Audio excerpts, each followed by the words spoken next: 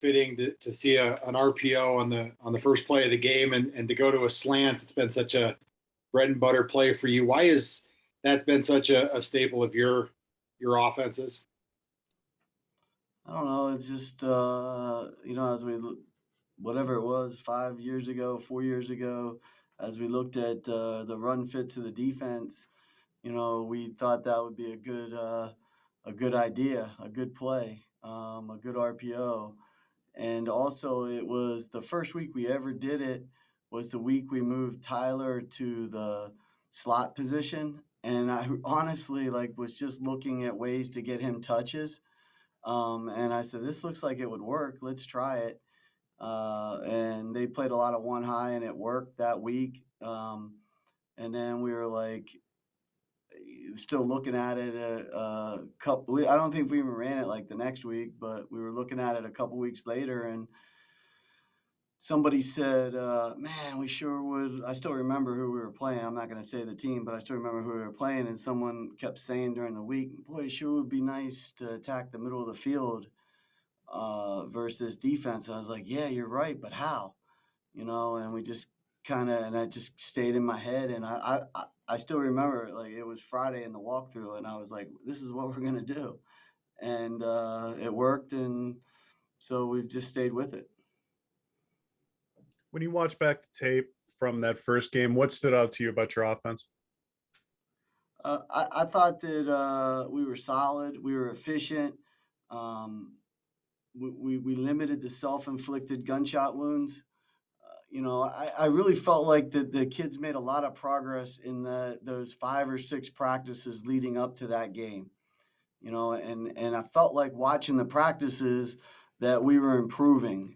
But again, I've said this before, you have to do it in practice before you can even expect it to happen in the game, right? And but I was seeing more consistency in practice. And when it was good to see it carried over into the game, the consistency part. Kirk, what challenges does an FCS team like Western Illinois give you, being that you haven't seen them before?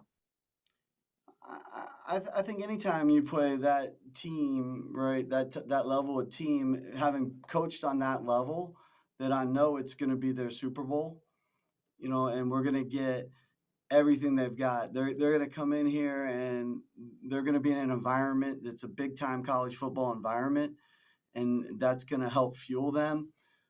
So they're dangerous. That type of team is very dangerous to me. How much of an emphasis did you put on pocket movement while working with Tanner this offseason?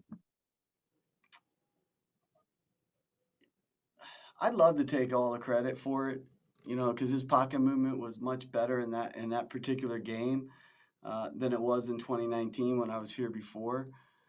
But we do drills, and but I'm doing the same drills that I did in 2019 with them. I think that's a lot of instincts. Whenever a quarterback is really good in the pocket, there's a lot of instincts that go into that and feel. So I got to give him the credit, for it. He focuses really hard in the drills. I think you have to use your imagination as a quarterback when you're doing those type of pocket movement drills. And, he's done a great job focusing, and he was able to take those drills and apply them to the game.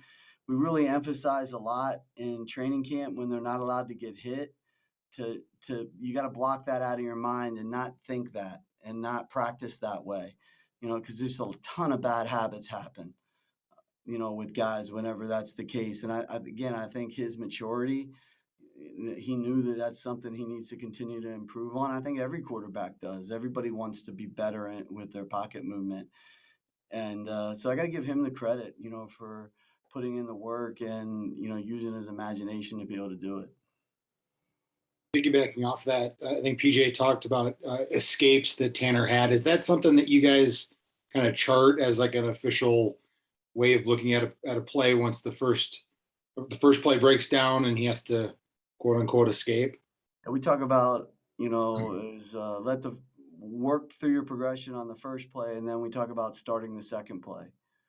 And at that point, there's a lot of split-second decisions that have to happen when you start that second play, and I thought he was really good in that area, right? And that's where those spontaneous type of plays happen. The plays that everybody says, "Wow, what a great play caller! What a great play call!"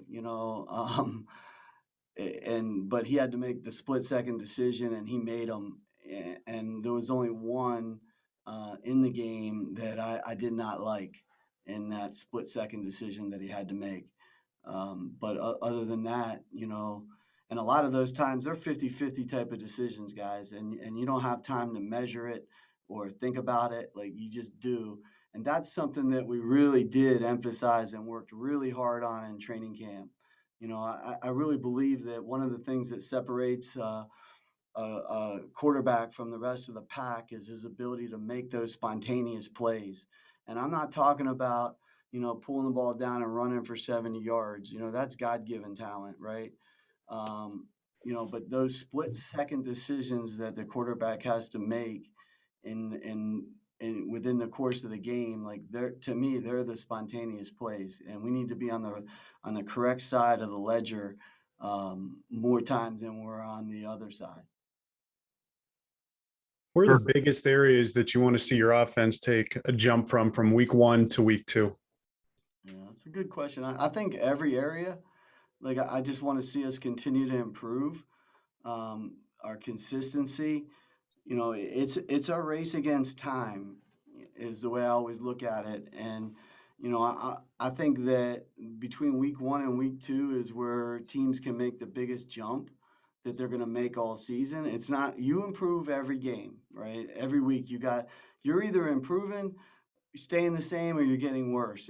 That's the truth, with it. And, we have a culture here and a program here that has shown that we're going to get better as the season goes on, but we got to make sure we're maximizing that opportunity to improve. And that's kind of where we've been pushing the guys. I'm always looking for consistency. Make all the routine plays. If you'll make all the routine plays and you'll be consistent with your details and technique, your individual talent will allow you won't make all the spectacular plays, but you'll make enough of them, your individual talent. So consistency is really the biggest thing that I want to see us continue to improve on. And I thought we really, like I said, those 5 or 6 practices leading up to the first game, I started to notice a difference in us becoming more consistent. I want to see us be able to, as we continue to grow, I want to see our pass game continue to grow and improve. But all areas, we have not arrived. There's not a single area, a single guy on our team that can't play better. And, to me, that's exciting. Got time for a couple more for Coach? Yeah, Kirk, what was your assessment of your offensive line in general, and then newcomers Chuck Filiaga and Quinn Carroll in particular? Yeah, I was pleased with the line. I thought that they did a really good job. I thought their pass protection was excellent throughout the game. We're always going to run the ball, but I thought they came off the ball well in the run game. I thought their communication was really good, which was something I was very worried about going into the game, just their communication. They just haven't played together yet. I thought I saw their trust of each other grow as the game went on, which I think is really, really important there. So I thought it was a good, solid start, for all those guys, all 5 of them up front. They weren't perfect, just like everybody else on our team. There's things that we can improve on and that we're working hard on this week.